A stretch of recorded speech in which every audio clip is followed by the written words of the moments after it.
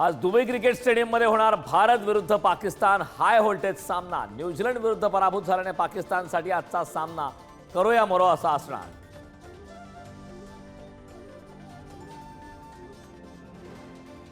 कोल्हापूर विभागातून कर्नाटकात जाणाऱ्या महाराष्ट्राच्या एसटी बस बेमुदत बंद। परिवहन मंत्री प्रताप सरनाईक यांचा निर्देश। सरपंच संतोष देशमुख हत्या प्रकरणाचे दिल्लीतील मराठी साहित्य संमेलनात पडसाद। मराठवाडा ठरावावरून महामंडळ बैठकीत खडाजंगी झाल्याची माहिती। वनमंत्री गणेश नाईक उद्या शिंदेंच्या बालेकिल्ल्यात जनता दरबार। नागरिकांच्या विविध समस्या जाणून घेण्यासाठी जनतेशी थेट संवाद साधणार। बुलढाणा केस गळतीवरून ठाकरेंच्या शिवसेनेचा नवा आरोप। सेलेनियम युक्त असलेला गहू सरकारने जप्त करावा। केस गळती प्रकरणाला सरकार गांभीर्याने घेत नाही, ठाकरेंच्या शिवसेनेच्या जयश्री शेळकेंचा आरोप।